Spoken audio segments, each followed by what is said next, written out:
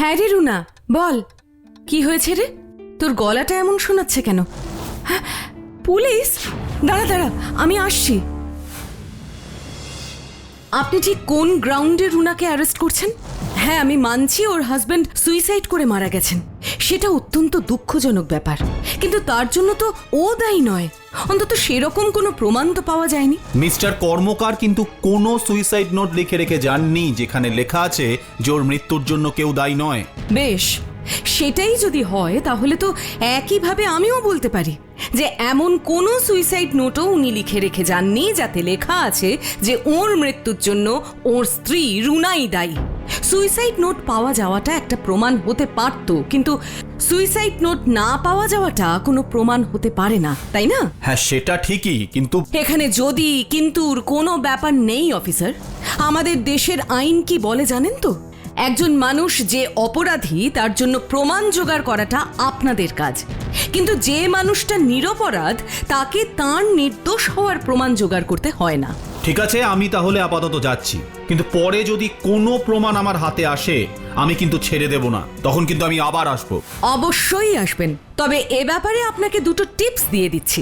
পরবর্তীকালে কোনো মহিলাকে গ্রেফতার করতে গেলে অবশ্যই মহিলা কনস্টেবল নিয়ে যাবেন, আর সানসেটের পরে শুধুমাত্র জিজ্ঞাসাবাদের জন্য মহিলাদের লকআপে আটকে রাখার কথা ভুলেও ভাববেন না।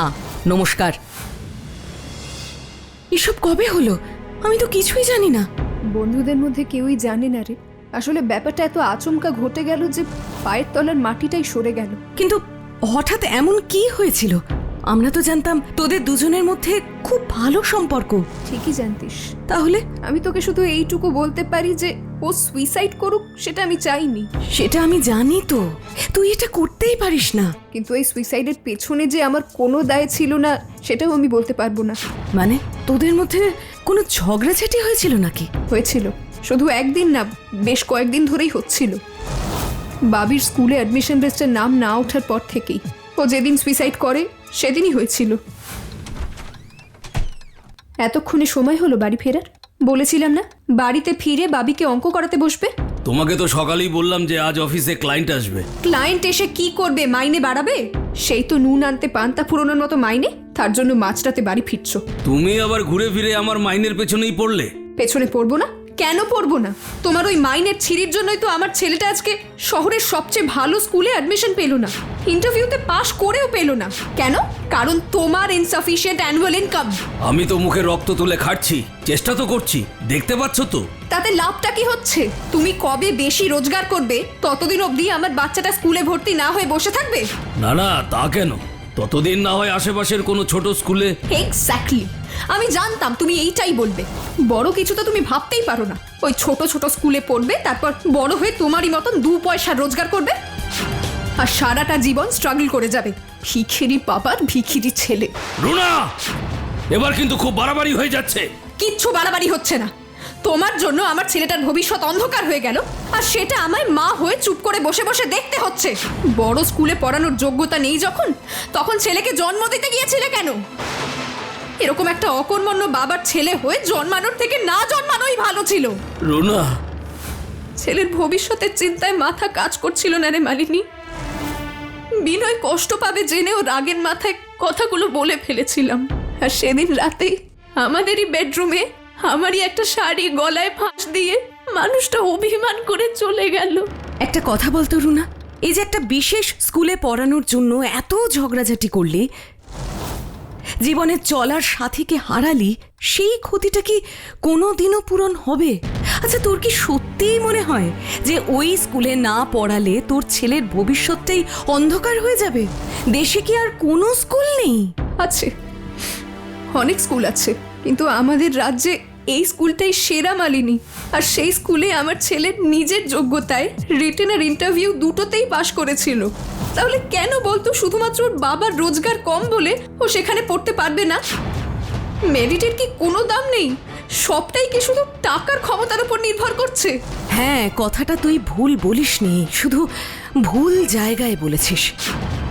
যাই হোক, যা হবার তা হয়ে গেছে। তুই আমায় বরং স্কুলের নামটা বল। New Sunshine co education school.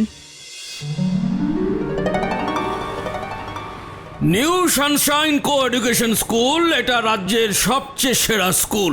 আর ফিজটাও সেরা। কিন্তু এটাতে তো আমাদের কিছু করার নেই।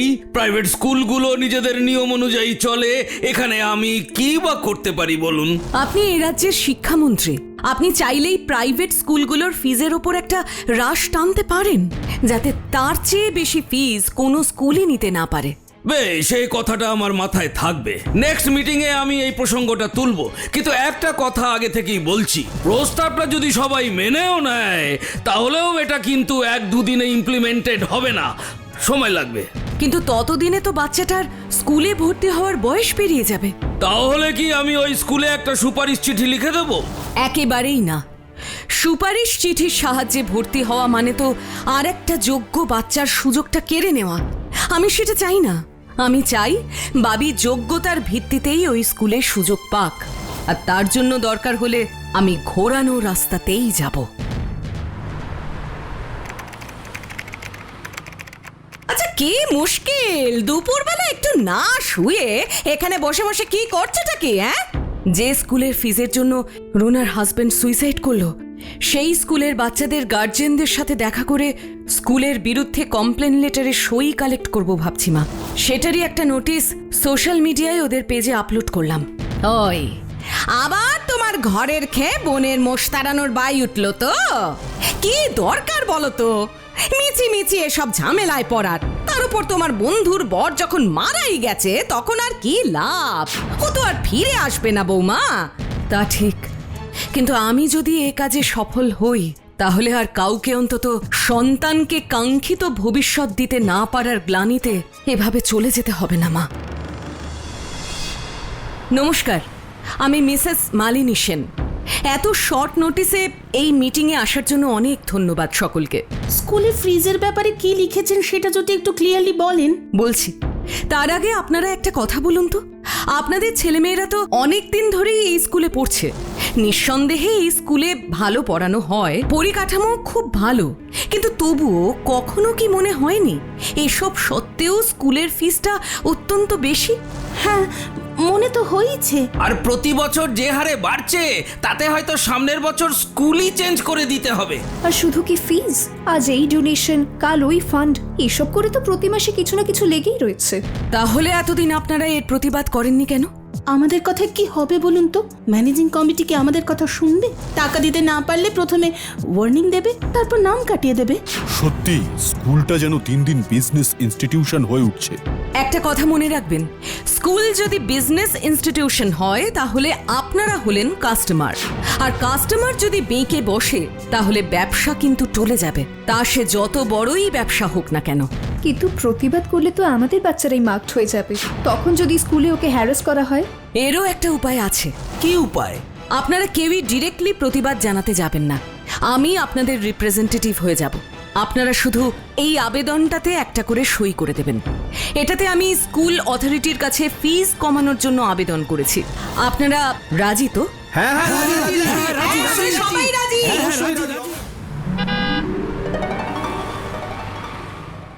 আমি আপনার কনসার্নটা বুঝতে পারছি। এই বাজারে এত ফিস দিয়ে এই স্কুলে পড়ানোটা গার্জেনদের জন্য খুবই স্ট্রেসফুল ব্যাপার। ভালো লাগলো আপনি কোনো অজুহাত না দেখিয়ে সত্যিটা স্বীকার করে নিলেন। সত্যিটা তো সত্যিই মিসেস সেন, সে যেই বলুক না কেন। কিন্তু এইভাবে আরও একটা কথাও তো সত্যি। কি কথা? এই যে স্কুলে পড়ার জন্য আমরা কারোকে গান পয়েন্টে দাঁড় করাইনি।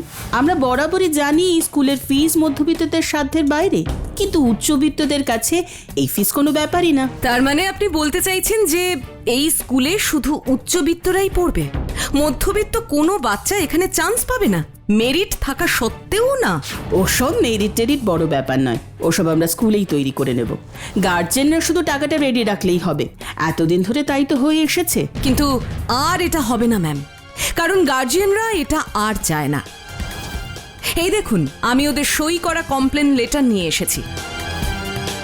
ইম্পসিবল, এটা হতে পারে না। আজ অব্দি স্কুলের গার্জেনরা কোনোদিন স্কুলের বিরুদ্ধে কথা বলেনি। আপনি নিশ্চয়ই ওদের উস্কেছেন। না, একদমই না। আমি শুধু সঠিক কনসার্নটা রেইজ করেছি, আর তাতে ওনারা আমায় সাপোর্ট করেছেন। এবার প্রিন্সিপাল হিসেবে আপনি আপনার কর্তব্যটা করুন। ম্যানেজিং বডির সাথে কথা বলে ফিসটা কমানোর ব্যবস্থা করুন, তাহলে সবারই উপকার হবে। আর আমি যদি সেটা না করি? তাহলে এর কনসিকুয়েন্স আপনাদেরই পোহাতে হবে। আজ আমি চলি, নমস্কার। কনসিকুয়েন্স তো ভোগ করতেই হবে, কিন্তু সেটা কে ভোগ করবে সেটা সময় বলে দেবে মিসেস সেন। তা বৌমা, এ কদিন যে ওই স্কুলের মাইনে কমানোর জন্য গোটা রাজ্য চষে বেড়ালে, তাতে কোনো কাজ হলো? প্রথম স্টেপে যা যা করার তা তো আমি করে এসেছি মা। স্কুলের ম্যানেজিং কমিটিকে গার্জিয়ানদের সই করা লেটারটাও দিয়ে এসেছি। এবার কদিন অপেক্ষা করে দেখি ওরা কি বলেন। হ্যাঁ রুনা, বল, কিসের কাগজ? আর তুই এত হাঁপাচ্ছিস কেন? আচ্ছা আচ্ছা, আমি এক্ষুনি আসছি। রুনা, এসব কি? মালিনী, এই দেখ, আজ পুরনো কাগজপত্র ঘাঁটতে গিয়ে আমি কি পেয়েছি। কি পেয়েছিস? তোর মনে আছে কিনা জানি না, আমি বলেছিলাম না আমার হাজবেন্ডের দাদু একটা সময় ব্যবসা করে অনেক জায়গা জমি করেছিলেন। হ্যাঁ মনে আছে, সাথে এটাও বলেছিলিস শুধুমাত্র এই বাড়িটা ছাড়া সব সম্পত্তি উনি দান করে দিয়েছেন। একদম তাই। আর সেই সব দান করে দেওয়ার জমির মধ্যে একটা হলো new Sunshine co education school.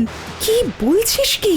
যে স্কুলে তোর ছেলেকে ভর্তি নেওয়া হলো না, শুধু গার্জেনদের অ্যানুয়াল ইনকাম কম দেখিয়ে সেই স্কুলের জমি ওর প্রপিতামহের দান করা?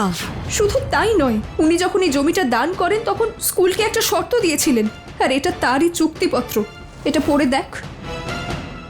বছরে 50 জন গরিব অথচ মেধাবী ছাত্রছাত্রীকে বিনা বেতনে স্কুলে ভর্তি করা হবে। তার মানে তো আমার ছেলেটারও সুযোগ পাবার কথা, তাই না মালিনী? কিন্তু ওরা তো এরকম কোনো স্কিমের কথা কোথাও মেনশন করেননি। কারণ ওরা ওই 50টা সিট থেকেও ব্যবসা করতে চেয়েছে। কিন্তু আর সেটা হবে না। তুই চিন্তা করিস না, তোর ছেলে এই স্কুলেই পড়বে, নিজের অধিকারে নিজের যোগ্যতায় পড়বে। হ্যালো হ্যালো স্বচ্ছতা, একটা বড় স্কুপ আছে।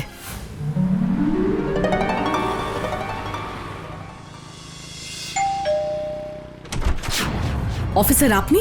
কে এলো গো বৌমা? হ্যাঁ, পুলিশ? পুলিশ কেন বৌমা? আমি বলছি, আসলে নিউ সানশাইন কো এডুকেশনাল স্কুল থেকে আমাদের কাছে কাল মিসেস মালিনী সেনের বিরুদ্ধে এফআইআর করা হয়েছে। সে কি? কেন? আমার বৌমা তো কারোর কোনো ক্ষতি করেনি, বরং ও তো উল্টে সবার ভালোই করে। সেটা আমরা সবাই জানি মাসিমা। মিসেস সেন এর আগে বিনা স্বার্থে আমাদের অনেক অপরাধীকে ধরিয়ে দিয়েছেন, কিন্তু বুঝতেই তো পারছেন এটা আমাদের ডিউটি। অভিযোগ এলে আমাদের তো অ্যাকশন নিতেই হবে। আই ক্যান আন্ডারস্ট্যান্ড অফিসার, আমি আপনার সাথে নিশ্চয়ই যাব, কিন্তু তার আগে কি আমি আমার লয়ারের সাথে কথা বলে নিতে পারি?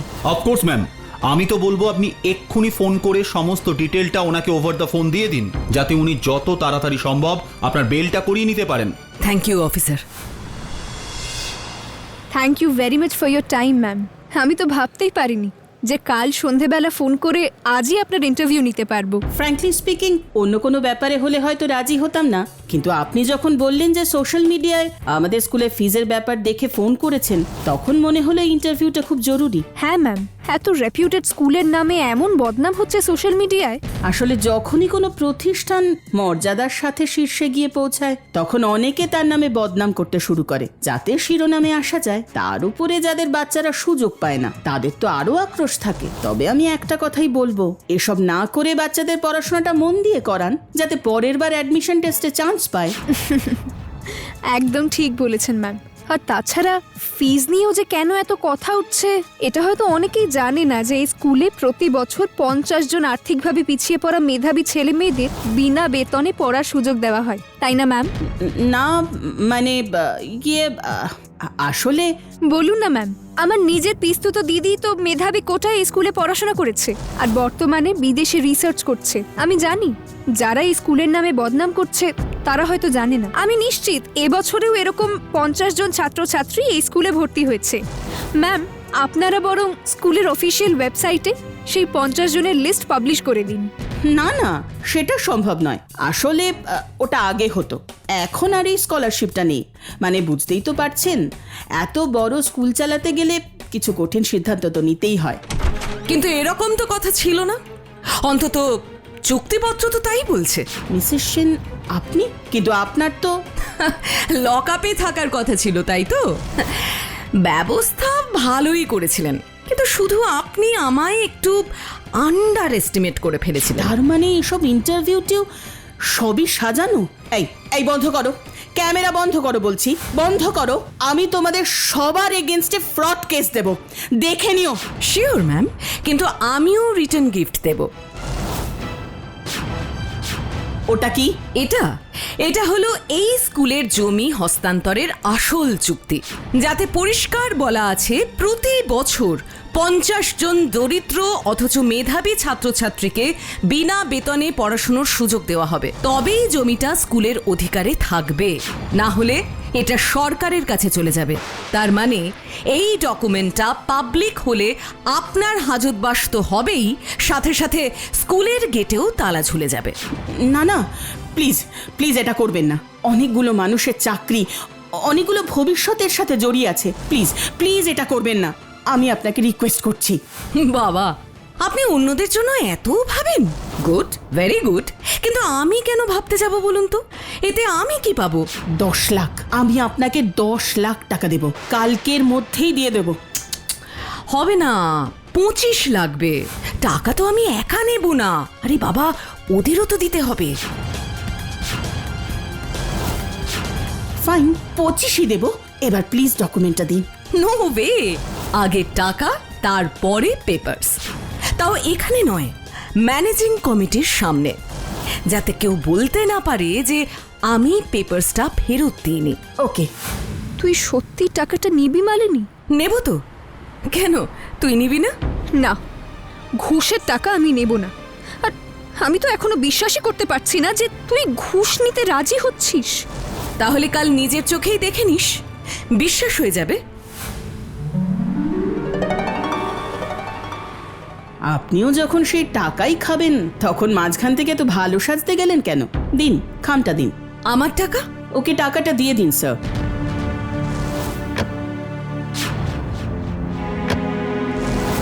পুরোটাই আছে। এ কি, ডকুমেন্টসটা কোথায়? সব ডকুমেন্টস আমার কাছে। আর ঘুষ দেওয়ার প্রমাণ আমার কাছে। সরি মালিনী, এক মুহূর্তের জন্য হলেও আমি তোকে ভুল বুঝেছিলাম। Arrest them. কিন্তু এই টাকাটা তো উনি। না, আমি নিচ্ছি না, কারণ আপনাদের মতো সমাজের সবাই এখনো টাকার কাছে বিকিয়ে যায়নি ম্যাডাম। আমাদের মতন কিছু কিছু মানুষ আজও একটা শিশু বাসযোগ্য পবিত্র সমাজ দেখতে চায়, তাই এটুকু ছলনা আমাকে করতেই হলো। ওদের নিয়ে যান ইন্সপেক্টর। থ্যাংক ইউ মালিনী, আজ তোর জন্যই আমার ছেলেটা ওই স্কুলে পড়ার সুযোগ পেল। আমার জন্য নয়, ও ওর নিজের যোগ্যতাতেই এই স্কুলে পড়ার চান্স পেয়েছে। তবে একটা কথা তোকে আমি আজ বলি, সন্তানের ভবিষ্যতের জন্য স্বপ্ন দেখা ভালো, কিন্তু তার ব্যাকআপ যাতে থাকে। একটা স্বপ্ন ভাঙলে জীবন যেন শেষ না হয়ে যায়, বরং নতুন আরেকটা স্বপ্ন যেন ডানা মেলে উঠতে পারে। আমরা রাজা রানী হয়ে গেছি রে রিকু। আমি লটারিতে ফার্স্ট প্রাইজ পেয়েছি, পাক্কা 5 লাখ টাকা। আমার বরটাকে বাঁচাও গো বৌদি। বলাই কোথায়? পুলিশ ওকে ধরে নিয়ে গেছে গো বৌদি। সে কি? বলাইকে কোন অভিযোগে অ্যারেস্ট করা হয়েছে? বলাই কোনো ইন্টারন্যাশনাল মানি লন্ডারিং চক্রের সঙ্গে জড়িত। হোয়াট? আগে বলো, এই লটারির টিকিটটা তুমি কোথা থেকে কিনেছো? মলয়ের দোকান থেকে, ধনশান্তি লটারি। আমি চেষ্টা করছি 2 দিনের মধ্যে আসল দোষীকে খুঁজে বের করার।